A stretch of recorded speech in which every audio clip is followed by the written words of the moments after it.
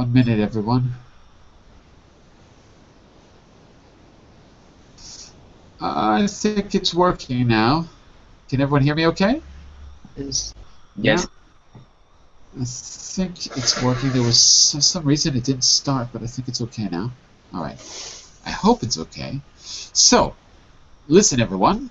We're going to pick up with our discussion. And for those of you just joining us now, like the esteemed Dr. Raphael. Hello, Dr. Raphael. How are you? Hello, my master. We're going to pick up by taking a look at another side of the argument that we've looked at before.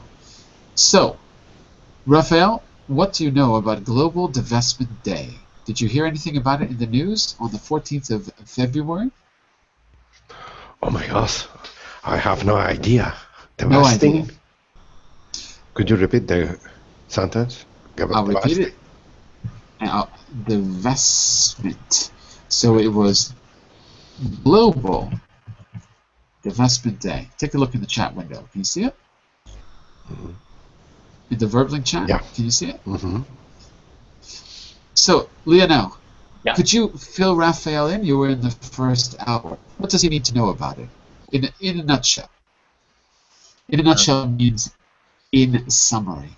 In a nutshell. What's the basic idea? Yes. Divestment comes from investment, spend money, and it is the opposite.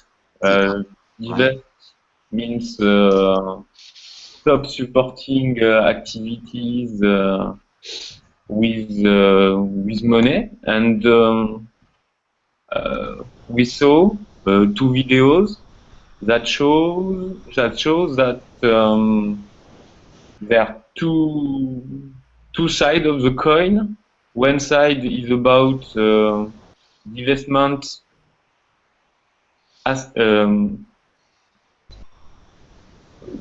which not to use too much of fuel. By example, not to use too much fuel resources. And the other side, which is the opposite, who thinks that it's helpful to use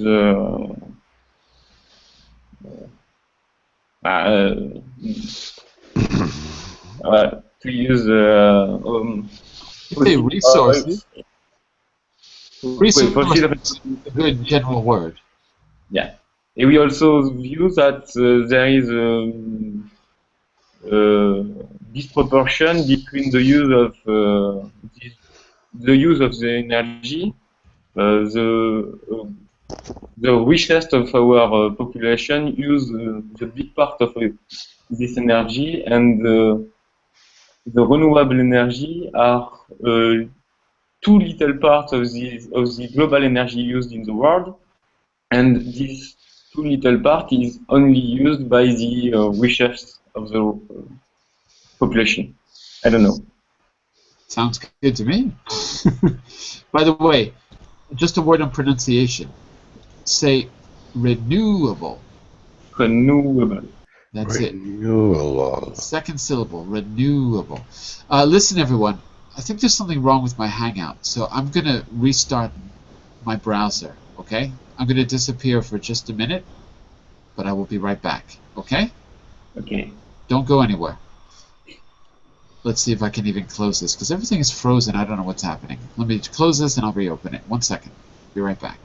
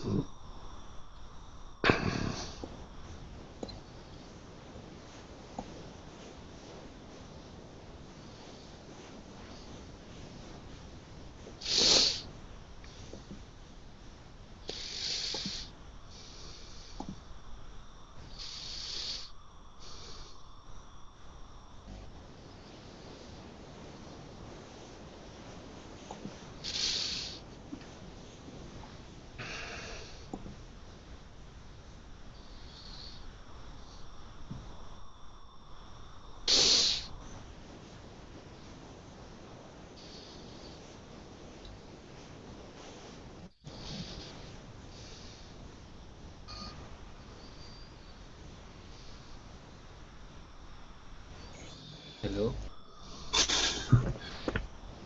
Let's see if it's working. Can you hear me now? Yes. Okay, very good. Yeah, I don't know what's happening. Lately, when I sign in for the second class, nothing works right. So, but I don't know what's going on with that. Okay, but it looks like it's working now. And I'm going to open our document as well. And let's take a look at another article. Give me just a second to get this loaded up. Okay, so what we did, oh, I'm sorry, and Daniel, what about Global Divestment Day itself? Because Raphael said he hadn't heard much in the news.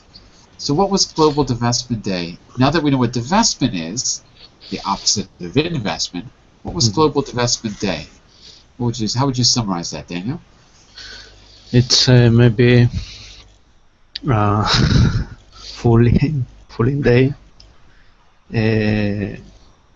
A bunch of students try to convince us to cut down on oil, on our depends on oil, by celebrating in 14th February, the day of the love. Love Day. Love Think Day. Valentine's Day. Maybe we are in love of oil, petrol, and we need to break up with Like that girlfriend. bad girlfriend. Bad girlfriend. Bad girlfriend. So, what's the opposite of investment, Raphael? What's the key word? Divestment. That's it. So Global Divestment Day was our day to do the opposite of invest, to divest from fossil fuels. And we looked at two videos which showed two important sides of the issue. One of them was about how much fossil fuel is used by rich countries versus poor, and it's amazing, actually, how much solar, wind, and renewable energy is used. Turns out, according to the video, that we're not really using solar, wind, and renewable. We talk about it a lot, but we're not really using it. 99% is oil and gas and coal. 1% is renewable. So the talk in the media sounds like it's very distorted because you hear about renewable energy. You hear about companies like Exxon developing renewable energy solutions, and they surely are because they have to. There's no choice. We're running out of fuel. But it's not really being used yet. We read the beginning of an opinion article from the newspaper used in Washington, the one that the lawmakers read themselves, called The Hill, talking about how students are misguided, and these are just a bunch of activists that are not being realistic. Well, let's take a look at another side of the issue. I've got another article from The Guardian, which is the British newspaper, and you can see it there. And if you want the link to that, of course, it's in the class materials, but I'll put it there in the chat window as well. There it is. And I'll put it in the group chat as well. Okay, so somewhere you'll find it. And what we're going to do is go down to extract 2. Fossil fuel lobby goes on the attack. So again, this is an opinion article, just like the opinion article we read in The Hill, but it's got a different point of view. So Sylvia, can you be our first reader this time?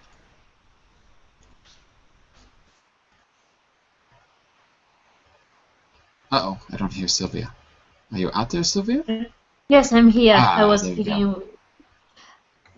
First they ignore you, then they laugh at you, then they fight you, said Mahatma Gandhi. The climate change campaign to divest from fossil fuels seems to be moving fuels seems to be moving through those stages at express speed, with a sudden barrage of attacks from the coal and oil lobbies ahead of its global divestment day on Valentine's Day. The spread is appropriate given that the campaign, which argues the fossil fuel industry is a danger to both the climate and the investors' capital, is the Careful, faster climate. and Good. investors' capital is the Capital. fastest growing divestment campaign yet seen, moving quicker than those against tobacco and apartheid. It's moving fast in the financial world too, with one finance executive calling it one of the fastest moving debates I think I've seen in my 30 years in markets. Two vocabulary words that are important here. Barrage of attacks, and also we should be clear about what's meant by investors' capital. A barrage of attacks. Is that a lot of attacks or little attacks? It's a lot. It's a lot. It's Barrage like a means wall. a lot. Not barrage means something different in Italian. In English, you're right. It has that meaning wall, but what it really means is a giant obstacle, something so big that you can't escape it. A barrage. It doesn't stop. A barrage. A torrent, you could also say. Whereas in Italian and French, I think it means wall, but it's not exactly the same meaning in English. It basically means attacks that don't stop. A barrage of attacks. You kind of get the picture of machine gun fire, like machine guns that keep firing and don't stop. You press the trigger and it keeps going. Okay, and what do we mean here by investors' capital? It's a danger to both climate and investors' capital. Investors' capital, I think it's the money that investor put to invest. Of course, it's the investment. So the capital here is the money. Okay, this article has a very different point of view than the last one we looked at so far, even in the first paragraph. So, what's the main Almost the difference? opposite, because before they say that no one went to this Divestment Day on St. Valentine's Day, and Right. here he's saying that this day there were so many people, and this campaign is bigger than the one for tobacco or apartheid. That they are really, really big. Kind of different point of view, huh? Yes, opposite. And it's moving fast, really fast. And it's not a coincidence that they mention apartheid, because they have the quote from Gandhi in the beginning. First they ignore you, then they laugh at you, then they fight you. Let's keep that in mind as we read this article. Well, it's very short, this little opinion piece. Raphael, why don't you take the next one? See where we are? Yeah. The suggestion that divestment is about ending all fossil fuel. Like this. Fuel. Good. Fuel. Fossil fuel use tomorrow is a complete fantasy. The actual demand is for investors to stop purchasing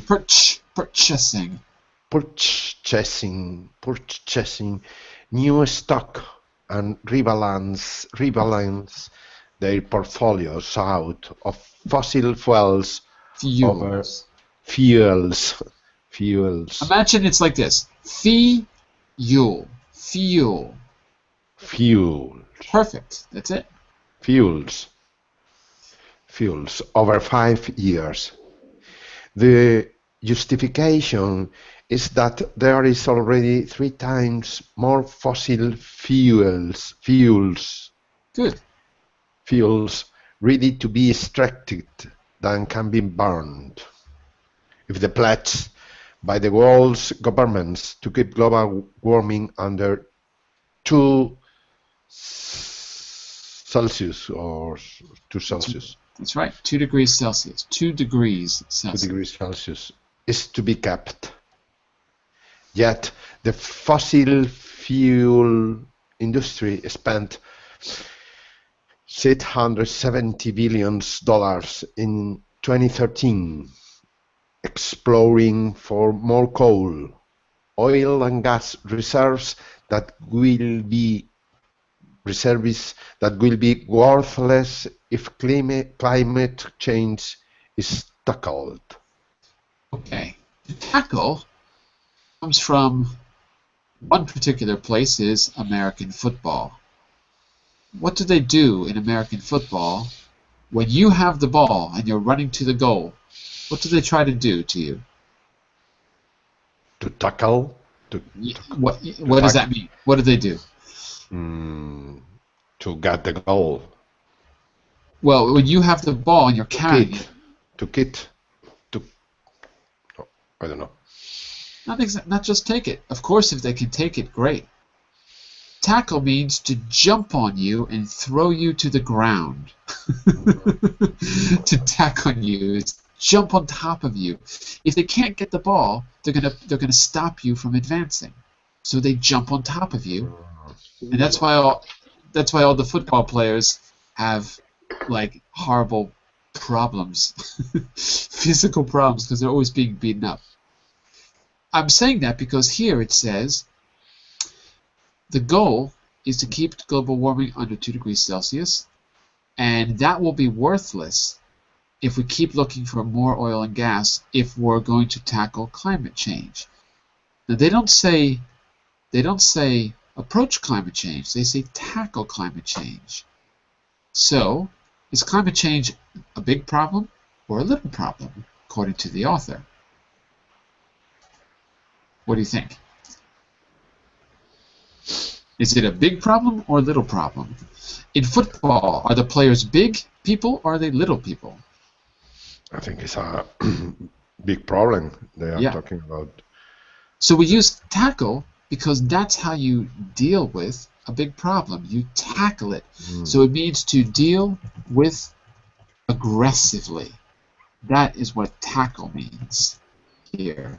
To deal with aggressively is to tackle. And I'll put this in the chat window as well.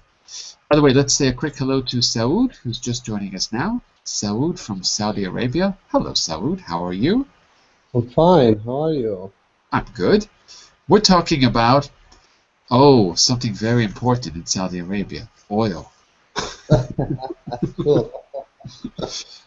On the 14th of February, we had Global Divestment Day, and it did get a lot of coverage in the media.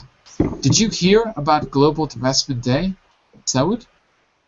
What do you mean, divestment? Exactly. What do I mean? Raphael, you just learned the word divestment. What do I mean by divestment? Can you summarize it? What's divestment, Raphael? Divestment is the contrary to investment. When you are making some invest, the contrary of this word is divestment. And the article is related with fossil fuels and how to tackle this problem in the next future. And they are trying, some students are trying to, on the 14th of February, to make a ferry, to make a festival, to make a day. Not a festival, a demonstration. Demonstration. Manifestation. Yeah, about about how to tackle this problem of divestment fossil fuels. That's it. Divestment from fossil fuels. That's it. Okay. So, Saud, what's the opposite of investment, based on what Raphael said? Investment, I know. The opposite. What's the opposite? Opposite of investment, divestment. Right, that's it. Just so we get that idea clear. So it was a day on Valentine's Day when we had to break up with fossil fuels, just like the idea is that we are in love with fossil fuels and it's a bad relationship. So we're looking at First, last hour, we looked at 2 short videos that tried to show the opinions from both sides of the issue, from the people involved in fossil fuels and from the people against. Both videos had good points, for and against, by the way. Both videos had good points. Even though the one video maybe was a little bit biased, we might say, it actually made some good points. In that video, we saw that when we got rid of fossil fuels, we also had to get rid of telephones, clothing, household appliances. It's something that we might not normally think of. So I think that was a good point. On the other hand, the other video showed that it's the richest countries that use 99% of fossil fuels. The poorest countries have a lot, but they're forced to rely on cleaner energy, like hydroelectric, for example. They're forced to because they don't have the resources. And renewable energy is made up 1% and only used by the richest countries. So just in a nutshell, that's what we learned about. We're going to take a look at a new article which talks about Global Divestment Day, and this one is not really meant to persuade you, it's meant to inform you. Okay? By the way, the word pledge, Raphael, countries pledged to keep global warming under 2%. So what did they do? They pledged. What does that mean? Can you think of another word? Pledge is similar to pray, trying to achieve their goals. So can I use the word commit? Commit, of course. But Pledge to commit. So they agree. They agree to meet those goals. They commit to no more than 2% global warming, 2 degree global warming. Okay. So this is quite a short article. Why don't we continue? It's very short, actually. So let's go back to, let's see, Raphael, Sylvia read. Saud, I know you just joined us a little bit late, but why don't you take the next paragraph here? Okay. See where we are? In a similar vein, but closer to fighting that loving is the climb that coal is the bedrock of modern life. This is a very common expression, the bedrock. We'll see what it means in a minute. Keep going.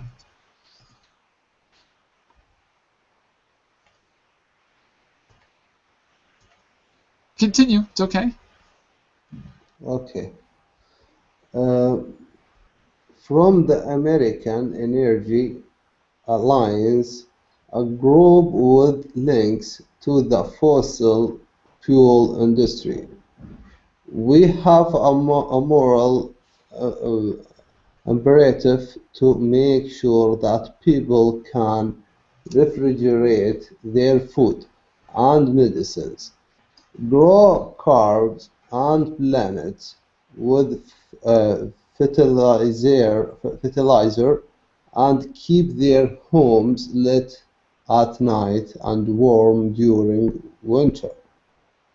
Right the straight-faced AEA analyst, all of this is what divestment activities are asking us to divest from the bedrock of the modern life.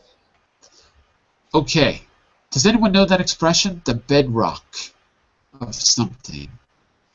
If you don't know, let's define it right now. I think core. Say again? Core. It's not a specific thing. Bedrock. It's a social thing, yeah. So the bedrock of modern life is like saying the foundation, the solid foundation.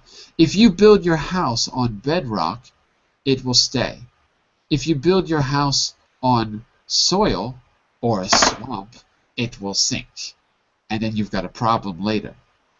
So the idea here, so what's the idea here? If oil, fossil fuel is the bedrock of modern life, What's the idea here, according to this author?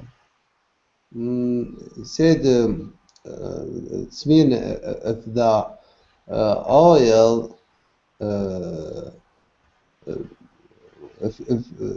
if we done from the last barrel of from the oil, the life will be changed. Yeah, in a good way or a bad way, according to the author? I think we should save save the oil for the medication. Well, I know. Before we get to your opinion, though, before we talk about our opinions, does the author think divesting from oil will be a good thing, a good change or a bad change, according to the author? Maybe he alert us from something. Mm-hmm. So, He said it will be bad things in future. only for gasoline and getting your car, moving your car around? Mm-hmm. This is bad. Not We should you no, and the time being no. We use the oil for different things, not only for transportation. Yeah, for example, fertilizer, Yes, food and and medicine, medicine. Yes. refrigeration, all of these things. So he mentions other things. And I think no one's going to argue with him. No one's going to disagree with that. Mm-hmm. But maybe there's more to the point of view than maybe he's simplifying this, as Lionel said before. Lionel said before, simplifying the argument. Lionel, why don't you take the next one and let's find out what our author says about that argument. Yes, about 80% of all coal reserves are going Like to this, reserves. reserves Good. are going to have to stay in the ground to tackle global warming. So it's worth noting at this point that the United Nations UN. The UN. UN's Intergovernmental Panel on Climate Change, backed by 194 governments, recently concluded that doing so was both affordable and essential to alleviating global poverty.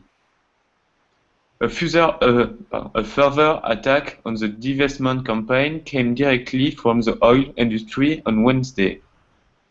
The new report, commissioned by the Independent Petroleum Association of America, EPAA, IPAA or IPAA.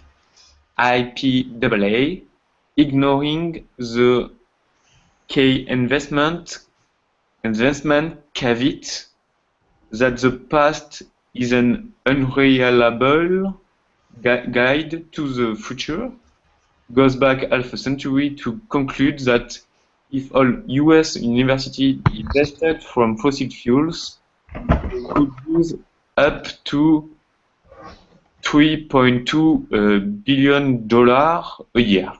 Mm-hmm. Dollars. Dollars. Yeah. So,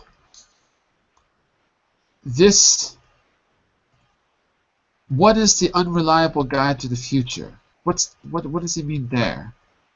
See if that's clear. It's kind of important to this paragraph. You see how there's a little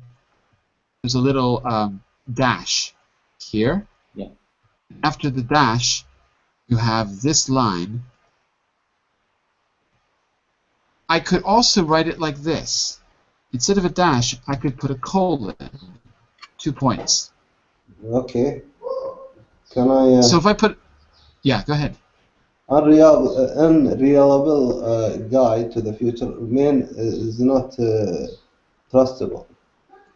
Exactly. It's not something we can trust. Exactly. Maybe it's not possible to look at it that way. Sure. And what is the unreliable guide to the future? Well, that dash, or if I put a colon, means in English that I'm going to explain. So the unreliable guide of the future is that going back a half a century, the idea is that universities, because we talked about universities with an endowment, an investment. If they had divested from fossil fuels, they could lose up to $3.2 billion a year. He's trying to say that this is the argument that everyone keeps using, but maybe there's more to it. That the past is not a guide to the future. We're only going to lose money if we live the way we used to. And so if you make that argument, it means that it's not taking into account that we need to live differently. This next part, let me see. How much time? Give me a second here. I'm just going to skip a paragraph and go here just to get to the main point. And then I want to open this up for discussion with all of you. Barry Russell, president of CEO of IPAA, weighed in too. Weighed in means to give an opinion.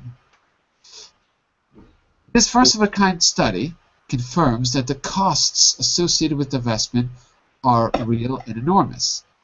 It appears Fischel and Russell have their heads stuck firmly in the oil sands. The overwhelming majority of economic evidence I have seen shows the exact opposite. Now we have another point of view. Here are some of the studies not funded by the oil industry, which indicate recent divestment would, if anything, have a positive impact on returns. Remember that expression earlier, return on investments? So here we see it again, returns, profits. A return is the money you make back, profit. So, mean economy is recycling.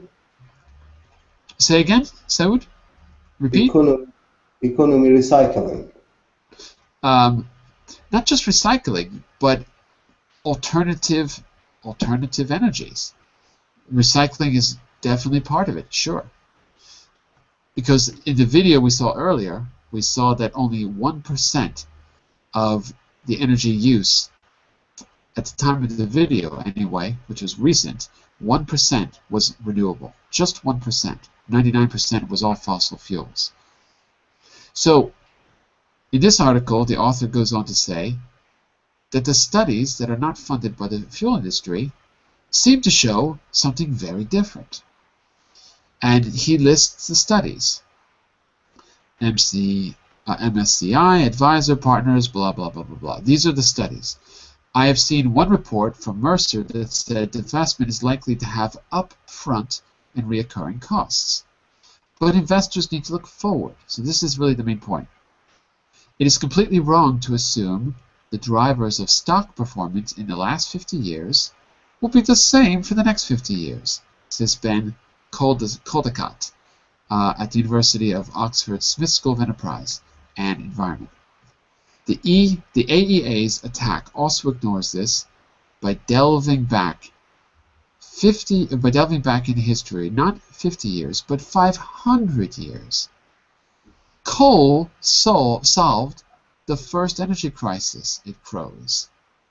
In the late 1500s and early 1600s, the English faced what was possibly the world's first energy crisis. They were running out of wood. Returning to the modern day and reality, every nation on the planet has pledged to tackle climate change, meaning the long-term prospects for fossil fuel industries look uncertain at the very least. But don't take my word for it. The President of the World Bank and the Governor of the Bank of England have, among others, warned of the risk posed to fossil fuel assets by climate change action. So, I want to show you one more thing, and then we'll discuss this as a class. I want to show you a graphic. Where did I put it? This is it. I saw this morning. I thought it would be good for us to take a look at. It's an interesting graphic because it shows you fossil fuel use over a period of time in the future. Here we go. So this is 2015. Let me see if I can fit it on the screen. And if you see those little symbols, and you can the link is on the top of the page, but I'll give it to you as well in the chat window. And you can scroll over each of those things to see all of our non-renewable resources. So here's aluminum. Let's see if I can. These are different ones. Look at this one. This is coal. If I scroll down a little bit, you know what? It's so big you can't even see it. Anyway, this is coal. And it goes down by percentages. Okay, that's 2015. What happens if I go to 2030? Let's see if I can move this forward. It's a little bit slow. That's 2026. By 2030, about 30% have disappeared. Okay, we still got plenty of coal over here. And this one is gas, still got plenty of gas. Oil, that's 10. Let me find oil. I can't even see it. Oh, is this oil over here? That's aluminum. You know what? I don't even see oil on the map. It's here somewhere, but I don't know which symbol it is. Anyway, as we move forward a little bit more, let's go to 2060. 2/3 of the non-renewables are gone. 2/3. Still got plenty of coal. I think the point is that oil, I don't even see it on the map here. It's like tin, tungsten. They probably have a different map for oil. Anyway, just to show you, I thought it was interesting that you can get a sense of how the resources are running out. I saw another graphic that had oil on it. I don't have it in front of me. But I think it's interesting because the article we just read points out that the logic that people are using, especially the oil lobby, is based on something which is 500 years old. When England ran out of wood, coal saved England. Well, if you look at that graphic, you see that we're running out of oil and almost every other kind of non-renewable resource. And within 100 years, 2/3 are gone. So we have to change the way we think, according to the article. Anyway, that's what I wanted to say. Okay, so we've seen two sides of the issue. I want to open up to debate. In the second part of class, I had some case studies that I thought would be interesting to look at. And maybe we don't have time to look at everything, but it might be good to look at just one case study, which is Bill Gates' company. We're not going to read it, we're just going to look at it, and then we'll talk about this issue as a class. So I'm going to open this up in a new window.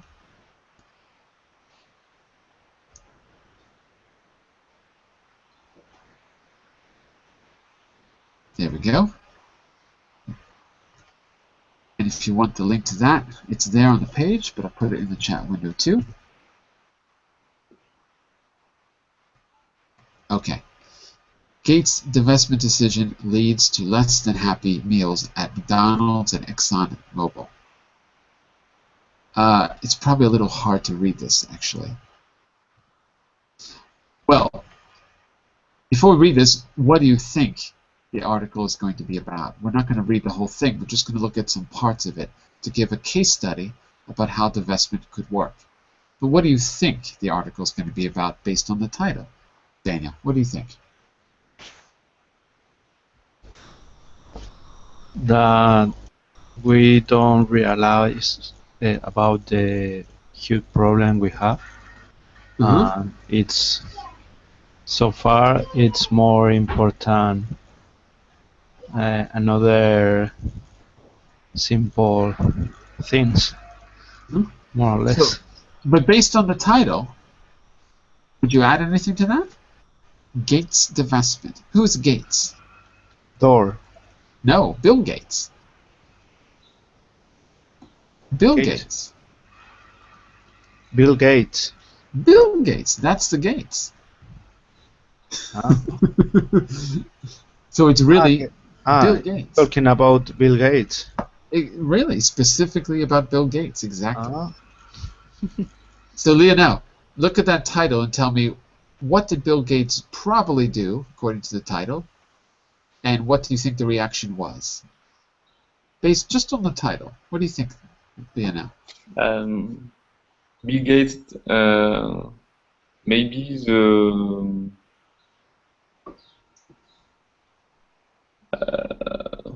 maybe Bill Gates have an investment society, and he decided to invest in different way than the common, and this decision leads This decision led to what? Led to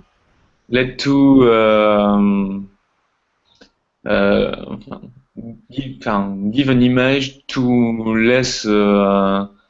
less Happy Meal or less. Do you know what a Happy Meal is? If you go to McDonald's. It is the image of an Happy Meal. It is futility, or I don't know, maybe.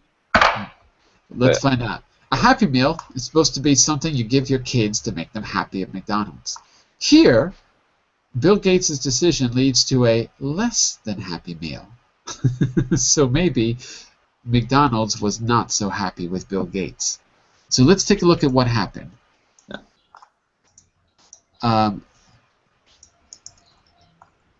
Can you see this okay on the screen? Make it bigger, please. I don't know if I can make it bigger than this. I'll try. Can you see it now?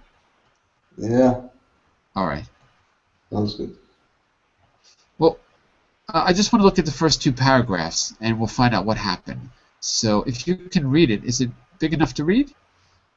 Yes. So Yeah. take that first one for us. When the Bill and Melinda Gates Foundation moves around pieces of its investment portfolio, people stand up and take notice. News just came out that in the last quarter of 2014, the Gates Foundation Asset Trust liquidated That's good. That's right. Liquidated. liquidated its positions in three important companies by selling millions of dollars worth of stock. And go ahead. 10.9 million shares of McDonald's valued at $1 billion. $1 billion. $1 billion. 21.4 million shares valued at $914.2 million in Coca-Cola. $8.1 million shares in ExxonMobil valued at $765.9 million. So when you think of the Bill and Melinda Gates Foundation, do you normally think of McDonald's, Coca-Cola, and Exxon? Do you know what does the Bill and Melinda Gates Foundation? What's it famous for? Have you heard about it in the media? What's it famous for? Yeah, they help poor people. They help poor people, exactly. You don't normally think about them investing in $1 billion in McDonald's. It's unbelievable. So they recently divested from these companies, and here's why. Sylvia, want to take this short one? We're just going to look at one more paragraph. Yes. Over the years, the Gates investment managers have been reluctant to talk about their investment choices. and hesitant about making fast moves. For example, they responded only slowly to pressures to divest from investment in the Sudan, though in the end, with the context of Sudan's violent activities in Darfur and South Sudan, Gates ultimately did divest. Without creating external influence for the move, Gates also Careful divested here. Careful here. Without crediting, crediting that means external without naming, without okay. explaining why, without crediting. Without crediting external influence for the move, Gates also divested last year from a British company providing security equipment and prisons for use by Israeli, Israeli Israeli. military occupying the West Bank. However, last year an article in The Nation indicated that Gates still had $1.2 billion in stock investments in companies involved in the alcoholic beverages and in military weaponry. Further, it has holdings in such oil and gas companies as BP and Royal Dutch Shell, in addition to ExxonMobil. Right, mobile, I guess. Mobile, I don't know. You could say it either way. It's mobile. And so, well, just one more part here. While Gates doesn't specifically explain the reasons behind the divestment from Mickey D's, that's McDonald's, Exxon, and Coke, they are interesting choices with possible symbolic and substantive meaning for the philanthropy. For a foundation like Gates, that has made health one of its priorities, for example, McDonald's is sort of the antithesis. Though still massive, MCD, McDonald's, didn't have a good year on the stock market last year, with shares down 3%, while the NYSE, New York Stock Exchange, overall rate rose 18%. Some might attribute that to competition from Burger King and Wendy's, but others might say, slowly but surely, the public is wising up to the clogged artery diet of McDonald's and considering healthier options. So in other words, why did they divest? Not just from McDonald's, but from the other. Why did they divest? If they're a philanthropic organization, what does it mean that they wised up? What do you think? The public is wising up. The public is against this choice. Yeah, and if the public, McDonald's yes, it's that's not for a philanthropic cause. it. Yeah, It's a shell.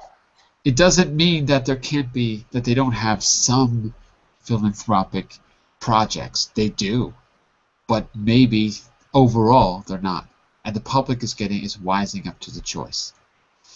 What do you think? What do you think Bill Gates' advisor? What do you think his advisor said to him to get him to change his mind? What do you think? Bill Gates has people running the foundation. What do you think they said to him to get him to change his mind? He can spend his money better and do it by himself some investment for poor people. He don't need to give money to other companies to help people. And what do you think people that want to make money inside the foundation, what do you think their response would be to that?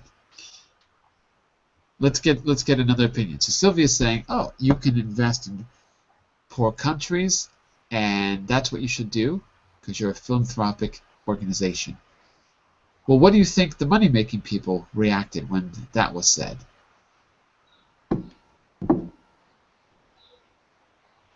We are poor people, give us the money. No, not the poor people. What do you think the people that are investing, the investors at his company, what did they say to that? Were they happy with that idea? No, of course.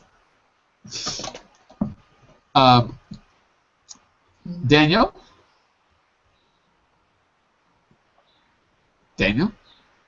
Sorry, I had a big noise. It's not too noisy in my street. Can you hear? Yeah, it's okay now. Okay. Daniel? Yeah. You are Bill Gates. Oh no. Yeah.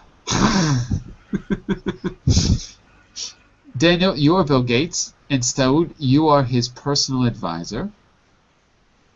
Okay. Lionel, Yes. you are the environmental activist, Bill McGibbons, and Sylvia, you are his partner at 350.org, and you're having a meeting. So red team, Daniel and Saud, blue team, Lionel and Sylvia. I want you to decide what reasons you might have to invest or divest. Well, remember whose side you're on. You need to try to convince your opponent of your argument. I'm just curious if we could look at the language that you would actually use here. What language would you actually use to convince a CEO to change his mind? Want to give it a shot? We've only got 5 minutes, but want to give it a try? Yes. Let's do it. I'll be the moderator. Yes. I think the key point is the notion of challenge. We have to move on, and to match the next problematic and challenge the new reality. So new reality Yeah. is the challenge that we have to start to face and Yes. look at. Bill Gates, your reaction? Okay, I will need some new source to get new power, and I like to know how to do for change from the oil to new sources. And then I'd like to know what to do instead of how. okay, What and to do. then I will invest for sure That sounds because I like my children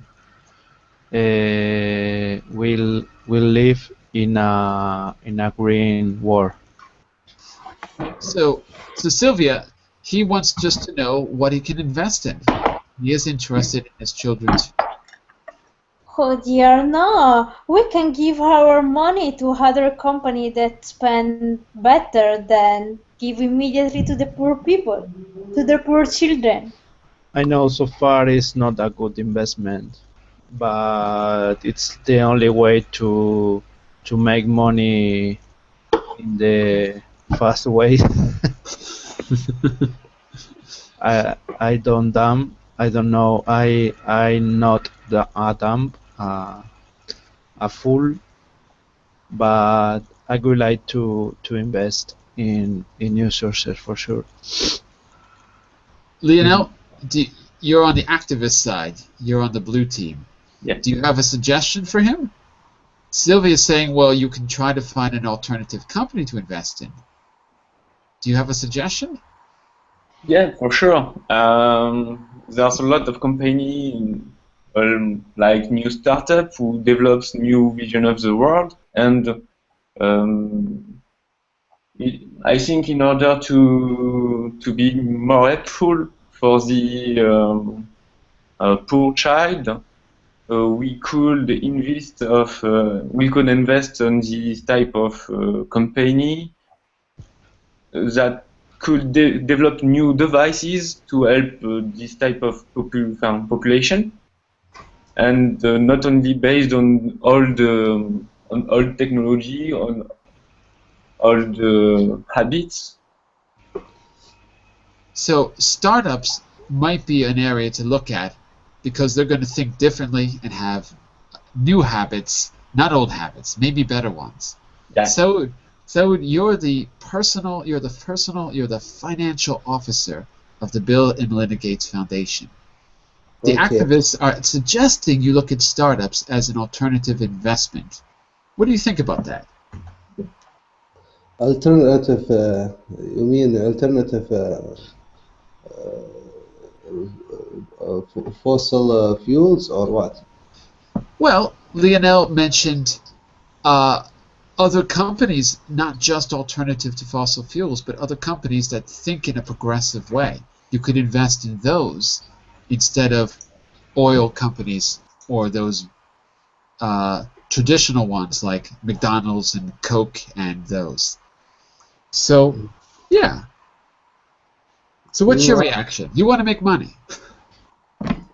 I suggest we can use unlimited power, such as sunlight or wind. That's a good investment to have endless power. Are you sure you work for Bill Gates, Saud? My opponent against him. Wow. You fire. You just got fired. I'm telling you the truth only. I'm thinking to lay you off. But can I take part in the debate, Saud? If I was working for an investment bank, I would say to you, solar power isn't efficient. So you can have all the solar power you want, but it's not going to make your car run. Our energy consumption is so great that solar power isn't really an option. It's just too difficult to convert it into the energy needs of the world. That would be my argument. Do you agree with me? No, actually, here in Arab Peninsula, we have hot sun here, and we can use a solar system. And it's efficient? Yes, Yeah? cool. Yes, it will be efficient because now we have many streets that use solar system Mm-hmm. lights. So we just start to use alternative power to reduce oil using. Well, Bill Gates, are you convinced? No. Your own financial officer says we can start using alternative energy. Are you convinced? No. Why not? Final thoughts. We've got a minute left. Final thoughts. Because wealth people, very wealthy people, I think only thing to make money quickly, even in the bad way. Mm-hmm. I So, don't- so you mean that I'm not in Gates' mind. I don't know. Oh, I thought you were. That's why I was asking you. No. Oh. I need Well, some millions in my account. Well, give it some time, Daniel. Give it some time. All right, listen, everyone. We've actually got to stop. We're at the end of the hour. But I hope that some of that material that I showed you was interesting, and we have some great keywords, some great vocabulary. All the really key words I put in bold. So my suggestion is look over the material, look at the words in bold, and try to use them in your own way. Write a summary of the article. Write an opinion. Imagine that you're Bill Gates. What I'm trying to say is take those words in bold, use them. If you want to write something to get a little bit of practice, you can send it to me, I'll correct it and send it back to you, and you'll know that you're using them in the right way. All right? So if you want to do that, try that as a little homework, and you can send it to me through the Verbling message system on the top right side of your screens, if you'd like to do that. Okay, I've got to go. Have a great weekend, everyone. Try to divest if you can, and I'll be back Monday morning at 9 GMT for pronunciation practice and at 10 GMT for the business class, our last class in business culture. Bye for now, everyone. Bye bye. Bye. See you. Thank you. Bye-bye.